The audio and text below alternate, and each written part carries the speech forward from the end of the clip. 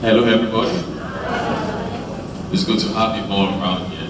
I think I've been greatly impacted so far by what I've been going on. So it's a pleasure to be here, Arnold. So once again, my name is Eliezer Balogun. And I have with me here. Yeah, good morning, everyone, and happy Independence. I'm really happy to be here. Thank you, Dimeji, for inviting me. I'm Bolaji Osime, educator, lawyer turned educator, a reformer, education reformer as well. So I've enjoyed so much that has been said so far. And basically, I hope we can move this nation forward. This is 58 years, it's not a joke. The education sector has not really done much for our children. So hopefully with the interactions we have here, we'll be able to move this nation forward. Thank you. Thank you very much, Mark. So we're talking about excellence in education, and that's a pretty important topic. I would really like to come into your paradigms of what excellence is first. Let's understand, how would you define excellence? What's your paradigm? I think excellence is a bit difficult to define, really. And I think it depends on different perspectives. But I would say excellence is what you do and you do well. You know, in order to become excellent, you have been doing it over and over, habitually. Like, I think it was Aristotle that says that excellence is habit. So whatever a school does and they do it well, and we have a lot of excellent global players in the world who have done so well. Nigeria is trying to get there, but I don't think we are excellent yet. Some of our schools are excellent, so I'll define it as something that a school does and they do it consistently well. So when parents are trying to choose schools, they need to look at certain perimeters of the school and say, okay, is this done well? Because basically you want your child to go to a place where they are properly educated and they have the knowledge and skills. And we're talking about international, we're not talking about local skills, we're talking about international skills, so they can compete internationally. Okay, like you said, on the last note you said, talking about internationally. So does a school have to be an international school to have, let's say, best global practices? Is it a criteria? They don't have to. There are a lot of Nigerian schools that are Nigerian schools, and they are international. International schools are usually schools that teach a curriculum that is not the Nigerian curriculum. But there are a lot of Nigerian schools that are, I would say, they're excellent schools, but they don't have to be international. But basically, because of the nature of the world, now, the world is flat. So when we're educating Nigerian children, we really don't want to keep them at a local level anymore. Because of the internet, it's important that everybody is open up to the world. I mean, that's what EdFis is doing. That's technology opens you up. I know for a fact that Silicon Valley is employing Nigerians in Nigeria right now and paying their wages even in dollars. So they didn't leave Nigeria, but they had to be educated to international standards to compete with the employees in Silicon Valley. That's why they were able to employ them. So we need to have an international framework when we're educating children, not just a local one. Some of them are going to work locally, but you never know where your child is going or where you are going to end. A lot of Nigerians are leaving the shores every day. So I think that we need a more broader perspective of education than just the local education. Thank you very, very much. So now you're saying that we should educate children from a global perspective, giving them the benefit or the opportunity to compete with their counterparts globally. So now let's bring it down to, let's start with the educators. How does it start on their own hand? Like, how do the teachers and my teachers at school, how do they acquire that competency to prepare a child? I think there are a few parameters I would like to look at when we're talking about excellence in education. And the first one will have to be teacher quality. I mean, Mackenzie tells you that you cannot give more than what you have. There's no way a teacher can give. In my school, before I hire you in my school, you're going to have to do a test in what you're teaching. And I've had so many teachers that have come and teach A-level maths, and they got 0%, and they are qualified graduates of Nigerian universities.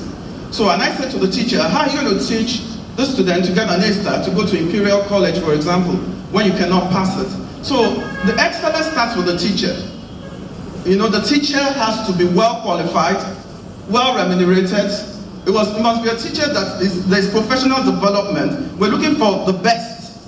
Can you imagine, and I always say this to government when I speak in government circles, how would you give somebody who got 3 credits, to get into College of Education, you only need 3 credits. How will you put somebody like that in front of your child?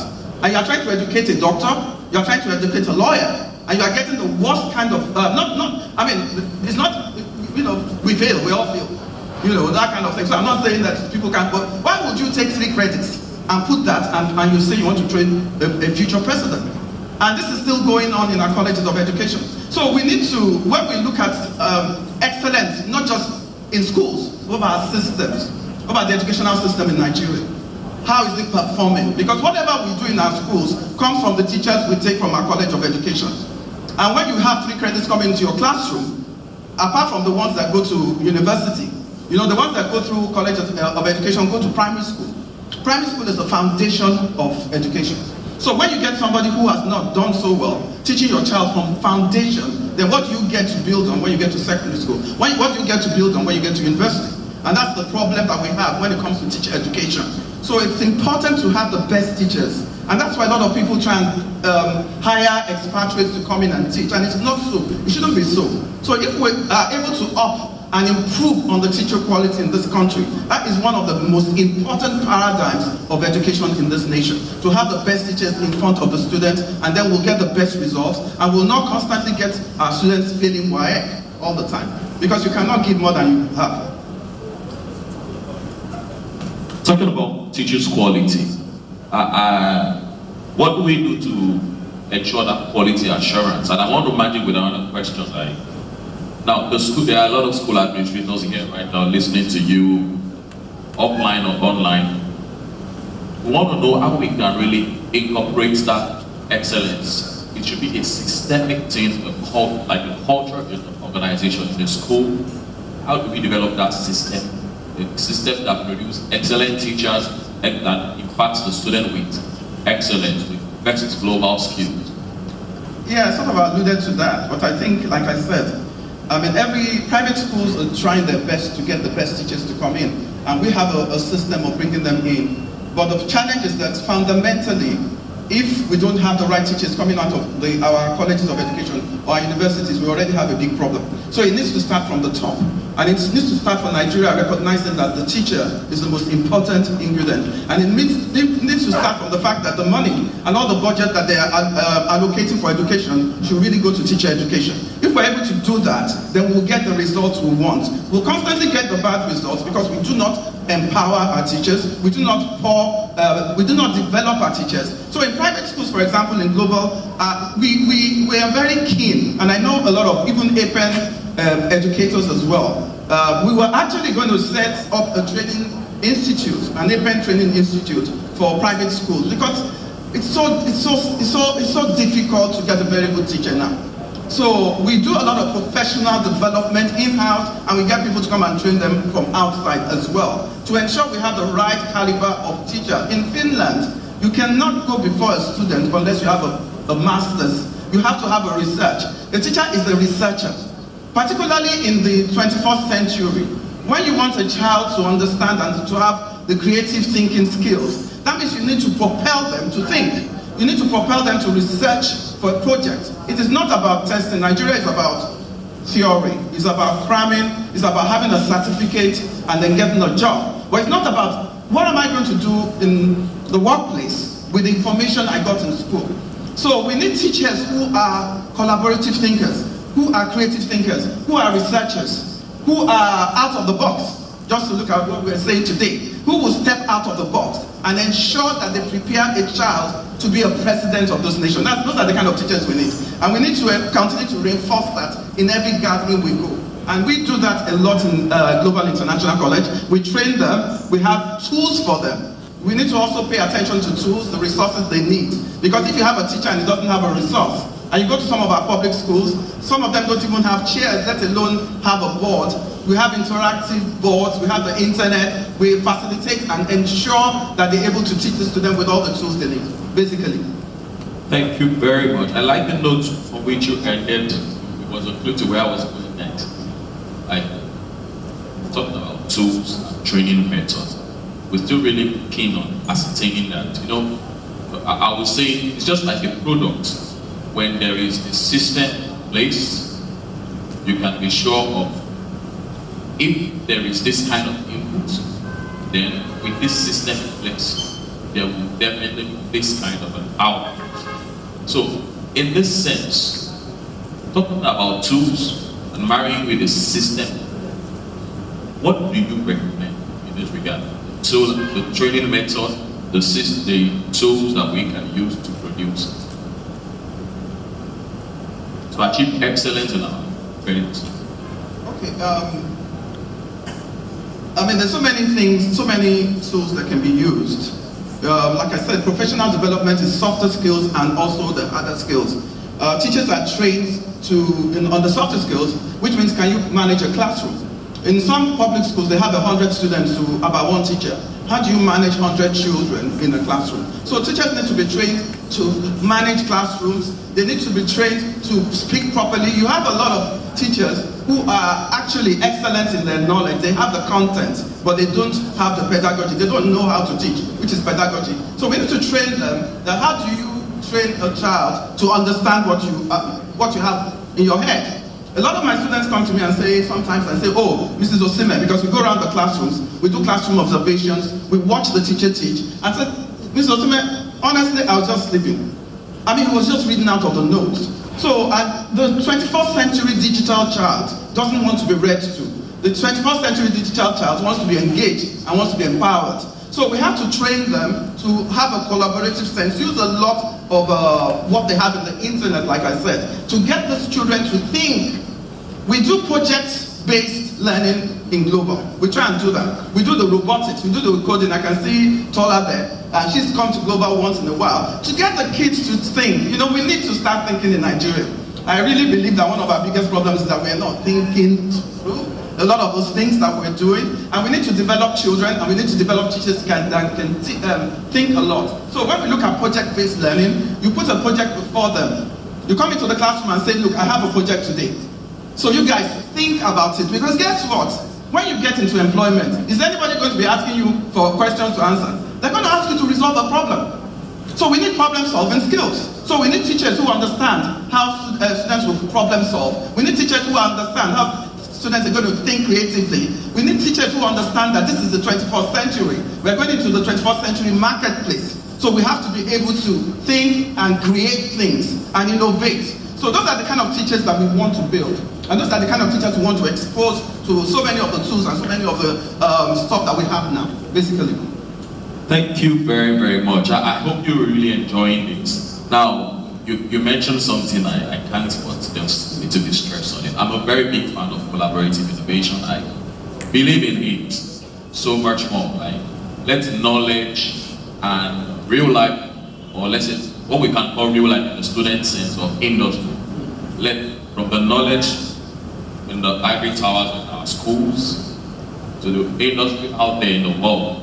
So how much of that opportunity do you think exists for now? Or do you, if there are do you think we can still create more of those opportunities for that collaboration so that we can really enhance this collaborative thinking, develop that culture in our country? When we look at the workplace, and we look at Nigeria and say, are we preparing the children for the workplace? I'm sure a lot of you saw an article that went around about pass the book and forget the oil.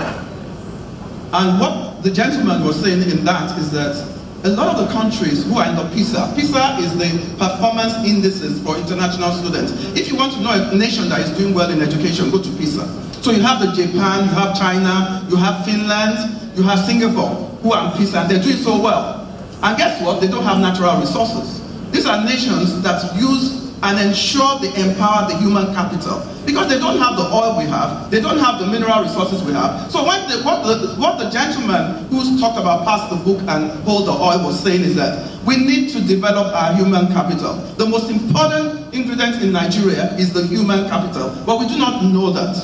We think that the oil reserves are the ones that are going to boost us, but PISA has shown that the nations that are doing well in the educational system are the ones that are empowering their children and the students and properly educating them. with knowledge and skills to go and be productive in the marketplace and to go and increase the GDP. But we have a disconnect in Nigeria. So we've emphasized so much on the oil and the gas and the mineral resources and the agri, and we forget the education sector. And we are wondering, I always say to so many people, particularly in government, who is going to build the agriculture and all those areas if you don't focus on educating the children? If you don't pump money into making sure they are prepared, you can have all the sectors in the world, but the human capital that is going to enhance it and to ensure that Nigeria is productive and comes out of recession are in the schools, they're in the universities. So the question is that what are we doing as a nation to ensure we improve on the human capital? It is sad that daily, every year, we have 50% passing WAEC and we're jumping. Before it was only 20% that was passing WAEC. It's very sad that majority of the young people in Nigeria cannot even get 5 credits. And majority of them cannot even enter university because they need 5 credits. So they are all out there on the street. So you find that the youth of this nation, at this critical time of this nation, is out there on the street without the skills and the knowledge. And yet we have all these sectors. Isn't there a disconnect somewhere? I think we have a huge problem on our hands. And we have a time bomb because we are told in 2050 we are going to be the 3rd biggest nation in the world. So how are we going to cope with that? Because with nearly 180 million we have, 60% being young people, and they're not empowered, and we are blessed by God. So we need, as much as possible, when we have these conversations, and whenever we're in the circle with government, to make sure that we empower the schools. We ensure we have the right, that we push money into schools. We push money into to make sure our teachers are teaching well. They have resources. A lot of the students we are talking about are in the public schools. They are not even the private schools. It's only a very tiny majority in the private schools. So we have about 80% in the public schools. And most of them are coming out without the knowledge and skills. So they cannot even get a job. Hence why we have a high unemployment. So we really need to focus on this. That if you're an educator here, I would appeal to you. Or if you're a parent here, you must insist on your school. We are preparing them for the workplace. I am tired of getting graduates coming to me for employment that have not even opened a laptop and they have graduated from a Nigerian university. I am tired of seeing that. There was a young girl that came, pretty, lovely, everything. I said, go and do a database. I said, Mrs. Osime, I do not know what you're talking about. So I had to send her upstairs to the computer room to get her educated in using the computer. She had graduated from a Nigerian university. Within a month, this girl was shining. By the time she left me, she was so skilled. So we employers end up doing what the schools and the universities are supposed to do. So we need to do more for the young people of this nation. It is incumbent on us. We do not have a choice as educators. No matter what you are doing in your school, no matter the resources you have, make sure that a graduate of your school comes out empowered, productive, educated, has critical skills, can stand on his own, has entrepreneurial skills. These are the things that we need in the 21st century. And most importantly, technological skills. So it's very critical that we prepare them, but particularly for this environment. Because when there are no jobs, what do? You have to go into self-employment. So how do you go to self-employment when you do not even know what to do as an entrepreneur? So it's critical that we have all this mix in our schools. We can no longer do the theoretical anymore. It's not working for our people. Thank you very, very much. So this is really key to our survival as a nation, to the future that we are looking at. What if the oil goes out? What do we have next? Well, this will bring me to my next question. United States of America prides the fact that their biggest export is their intellectual property. And here we are in Nigeria. We've had historians say that Africans are naturally intelligent, but maybe we don't have as much knowledge. So, but education in Nigeria is something that we should start. I believe we should have gotten to a point where folks are coming to Nigeria for education tourism. We have a lot of space to accommodate people, and yeah, we have talents, or maybe not that much skills, but we have lots of talent in Nigeria. Well, what do you think is very, very essential to make? What are the key requirements to make our education export commodities? When we talk about excellence, we're talking about the curriculum. We're looking at the curriculum. The curriculum has to be must be relevant for the 21st century realities. It must be a curriculum that is focused, that looks at the opportunities in Nigeria. You know, for example, a lot of people go to the US. A lot of our students go to the US and educated in the US for the US. When they come here, they cannot settle here because they were not educated for the right environment. So we need to have a very, very vibrant economy. I'm sorry, a vibrant curriculum. That's number one. We've spoken about teachers. We need to have the best quality teachers in order to attract people. I know that when I was growing up, University of Ibadan was, a lot of people used to come to University of Ibadan from abroad. I mean, they used to come and get their education at the University of Ibadan. I just saw recently that University of Covenant University, University of Nsukka, and another university actually entered the top 100, I think, of universities. Thank God for that. That has been coming for a while. So Covenant University is doing something great. So we can replicate and look at some of those things and say, what are the things that we need to put in place? Because I believe that the brain drain in Nigeria is too much now. A lot of people are leaving, doctors are leaving, engineers are leaving, you know, lawyers are, everybody's leaving for Canada. So when they all leave, who is going to build the nation? That's the question. So we need to now focus and get our NUC, Ministry of Education, Federal Ministry of Education to look at what is, you know, if we don't have data, a lot of people don't, you know, nobody even knows the number of people that are living, and they're living in their throats, because I know. Do you understand? But we don't even know that they are living. So how do we even act? So we have a health sector that is deprived of the best doctors, and they are doing wonderful work in the US. The 27-year-old that did the best robotics was a Nigerian. This one is a Nigerian. So instead of importing people, we are exporting our intellectual property. We're not even getting money for it. We are exporting them, but we're not getting money because another nation is using our intellectual property. So in order to be able to compete with the Finlands of this world, to compete with the Singaporeans of this world, like I said, the Dutch disease has dealt with us. I don't know if you know about the Dutch disease. That's what has caused our problem. When a nation has oil and depends on the natural resources, it forgets about its people. So we need to have a focus and get our government to shift from oil, forget about oil, and look at how do we build the people, how do we look at our universities and make them more relevant to the needs. A lot of students come out of university and say that they were given handbooks. You know, in this day and age, there was a young man I was talking to, and he said he went to go to lecture in the university. He's out of the university, he's in a bank. He left university 20 years ago. The same handbook that he used 20 years ago is the same handbook they gave him to lecture, because he was a visiting lecturer. Nothing had changed.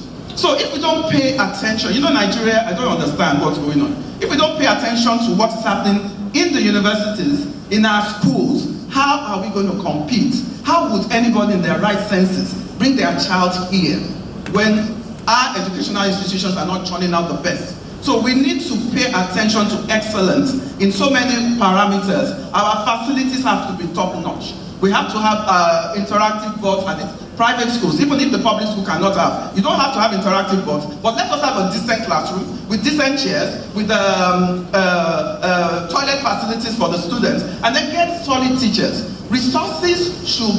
Our resources should be used for what is most important. Like I keep saying, the teaching and the learning, rather than the infrastructure. I don't even believe in big schools and all of that. I think we should pour our money into teachers. Unfortunately, we have a centralized system in this nation. So the centralized system means that Alausa or Federal Ministry of Education is dictating what they are doing in the classroom. I've been at forums where ministers were, and I have challenged them that any of you, have you ever gone into these classrooms to see what's happening?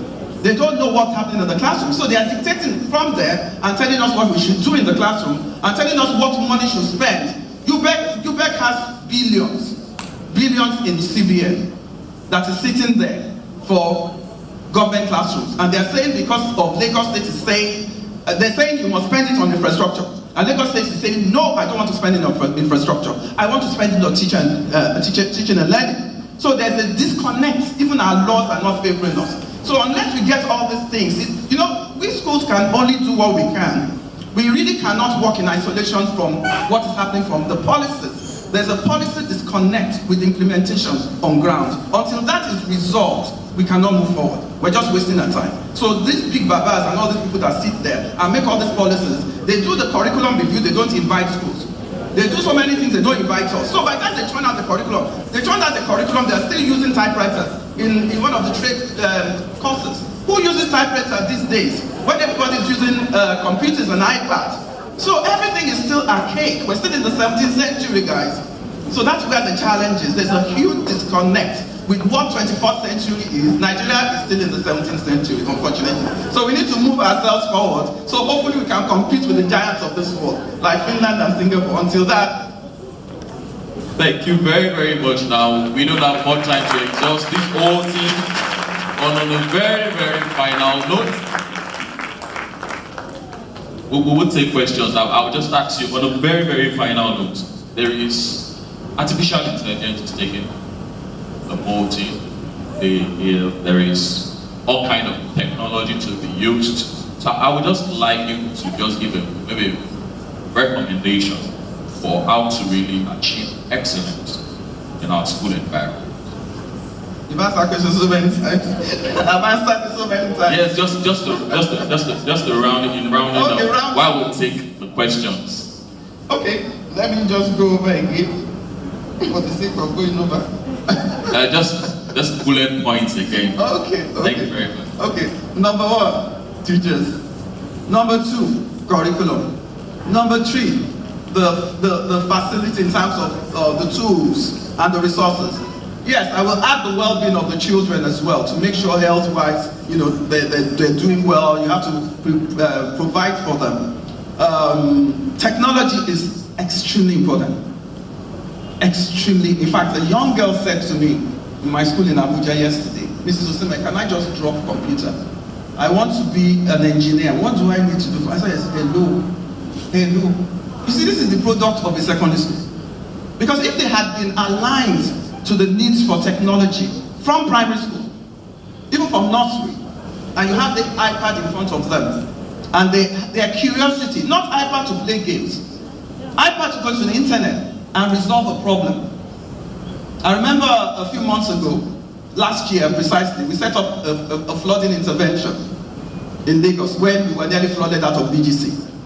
Until today, Governor Ambode has not seen us. He said he was going to see us. He was going to have we went and we did a press conference and said, there is a need. We need to urgently address this flood before we are carried away. And all we wanted to say to him is that this is how nations solve their problem.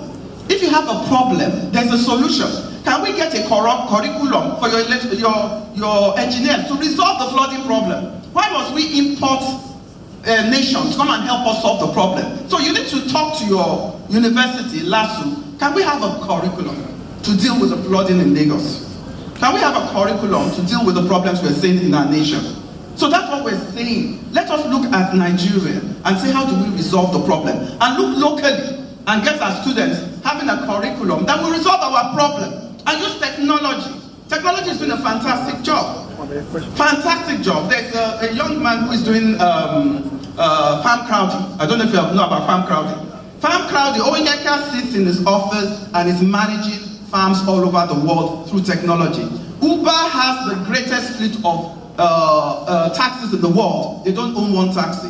Airbnb has the greatest hotel chain and they don't own one hotel. So you can sit in your office, command so much. Only what we need to do is to open up the brains of our children. Open their curiosity. There are too many opportunities in this nation. I always say I'm an entrepreneur. I've never worked with anybody in the 30 years I've been working. Because when I came back from England, I saw opportunities everywhere. Where Nigerians were complaining, I saw opportunity and I went for it. I had about 15 businesses at one time. After a while, when I got into education, I dropped all of them. Education is 10 businesses in one. By the time you deal with the parents, you deal with the teacher, you deal with the government, you deal with the, oh my goodness. I dropped all of them and I focused because I knew I was dealing with human beings. I needed to impact their life. I needed to pay attention on these children because I was building leaders and it was important to empower and pour into them what my own parents had done for me. Thank you. Can we just give a round of applause? This is where I have to stand up. Thank you so much for this impactful session. I want to take questions now, Mercy.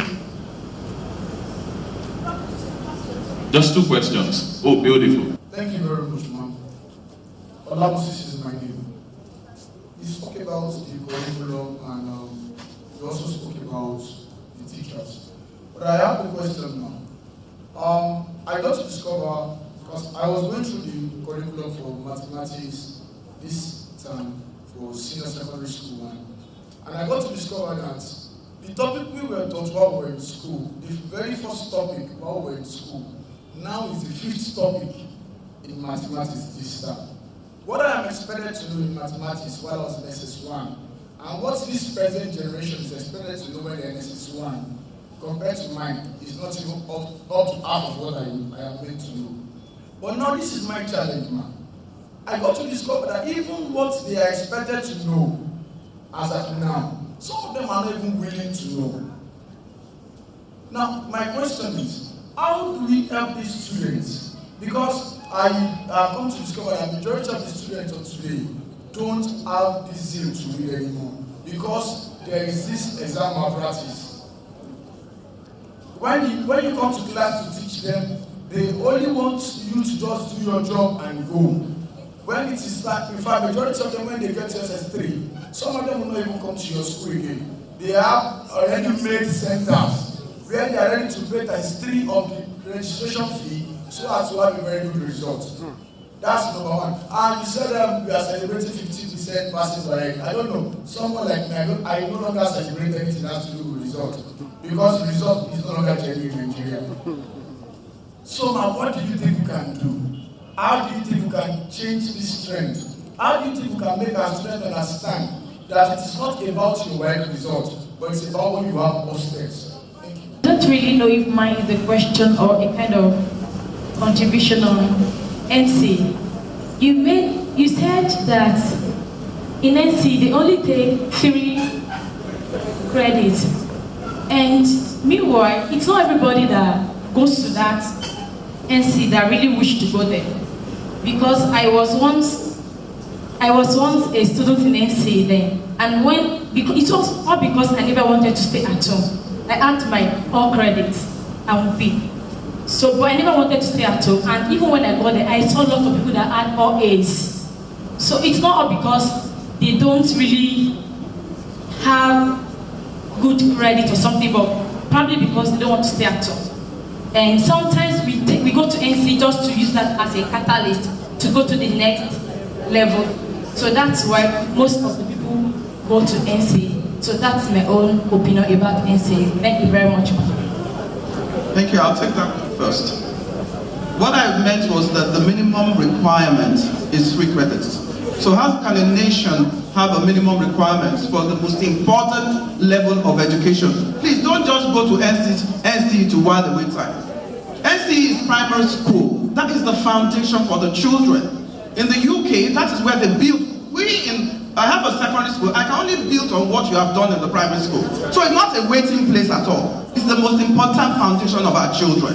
We do them a disservice when we think that we can just go hang in there. Don't go hang in there. Make sure you go in there and commit to these children. Because it's what, when they come to SS1, when they join us in JSS1, they don't know maths. They don't know, they can't speak English. So we are not doing what the primary school should have done. And if you had done do you know that in the past, if you had a primary school leaving certificate, you can get a job. Because the teachers taught well. That's the foundation of the nation, the primary and the nursery. So please, we cannot joke with it. We need to improve it. We need to make sure, I think they're working on making sure it's 5 credits. When Finland says that you cannot teach in my primary unless you have a master's, and we are saying 3 credits is enough, and we want to be a global player, how can we be a global player? Do you understand? So that's what I was talking about. That we need to improve on the minimum requirements for NC. In terms of the young man that asked the question, in Japan, there are 2 things that we need to do in our education system to sort that problem out. I was part of the reform team when Dr. Ezekwesili did in 2007, and we tackled examination malpractice head on. In fact, she nearly jailed quite a few teachers and all of that. She went after it, but because the reforms were nullified, Nigeria, morals and value education is so critical. We've been pushing it into this curriculum over and over. And we've been saying to them, we need to have a moral and value-based education. Honestly, Americans teach their children from the young age that they are on values. In the British system, they teach them. So there's patriotism. That's why you never find an American abusing and saying negative things about their nation. But Nigerians will be the first one to calm down and abuse. You know, our students are so disrespectful these days. When they walk past me, I call them back. I said, in your life, if I try that with my mother, but you are talking, my mother, you will stand there until she finishes talking. You will stand there. Otherwise, the code that will land on your center of your brain, forever and ever, you will remember. You will not forget quickly. So we have lost the morals. I guess the Dutch disease has something to do with that. Too much money. Too much money has come into the system. So people have forgotten that they're supposed to bring up their children. So we need, because parents are the biggest culprits in examination malpractice. Parents are the biggest. There was a WAEC invigilator when we started doing WAEC in Global that made the mistake. He came and when he saw that we were doing WAEC, nobody dares go and help those children in Global. You want to go to jail? So he now told my teacher and said, if people don't like your children, come and tell them the answers. So unfortunately for him, he had left and I didn't know his name because I was going to report him. Because you cannot, there's no point when you help a child. In Abuja, we have a school in Abuja. I have had a child who was 21 who came, who passed WAEC with flying colors. And we always do a placement test because we know better. So we did a placement test and what he wrote was like Arabic. So we have to ask ourselves, oh boy, please can somebody interpret? They said, no, this boy could not speak a word of English. From the day he was in primary school till he went to DYEC, somebody sat for the exam for him. Also, they have completely ruined this young man. A lot of our children go abroad with fake WAEC certificates. When they get there and they cannot fake it anymore, their parents waste their money and they send them back. We have doctors who are operating on you with fake WAEC certificates. So what does that mean? So we are doing ourselves a disservice as parents to help those children. And I tell my students, if you don't learn the stuff that is before you, and you get somebody to sit it for you, when you get to the workplace, the information that you need, that the content that you didn't learn, it will catch up with you. It's going to catch up with them. So that's where the problem with the morals is. I don't know what was the second one. I think you mentioned curriculum. Yes, that is a big problem. When we started we do the Canadian curriculum, we didn't have a choice in Global. When we realized that a lot of students were going abroad, because when we started as a sixth form, we were placing students abroad, and we saw that they were failing. So a student would get A in WAEC and go to Canada and fail. So the parents were getting shocked, and they were accepting with WAEC directly to the universities. So when they got there, then we now started calculus. We were doing calculus and advanced functions. And Nigerian students were just failing. They could not get it at all. And this is what their counterpart in secondary school in Canada knows. And they want to study the same electrical engineering or engineering, and they don't have this content. So we went to federal government, Ministry of Education again, and said, WAEC is too watery. WAEC is too watery. And by the minute, it's getting even more watery. So the maths you taught, and you were taught, is not what they're teaching now. And that is why we took a choice in Global to do foreign curriculums. I am more interested in the Nigerian child having a rigorous curriculum that will prepare the child for the workplace, rather than having a watery curriculum that is just going to be a waste of time. And when this child comes to you for an interview, and you test the child doesn't know anything, can't do anything in your manufacturing outfit. So we need to ensure we have a rigorous curriculum that pushes the children. In Japan, the children, the students are made, what they say in Japan is that it is not your intelligence that makes you a smart student, it is your effort that you put in.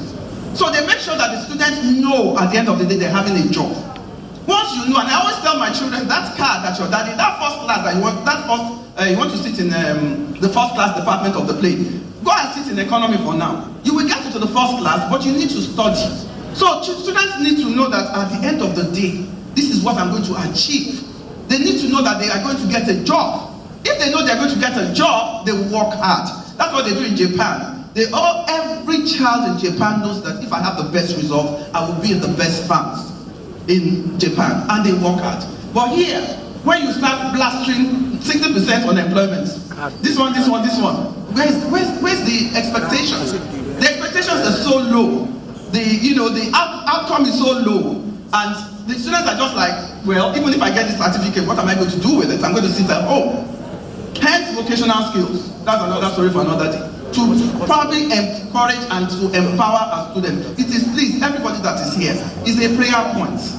We need to pray for this nation, for the education sector. Because that is the future of this nation. If we don't get it right, we are not going anywhere. Oh, thank you very, very much. I hope you gained a lot from this session. Thank you for your audience. Madam, we're grateful for the impactful time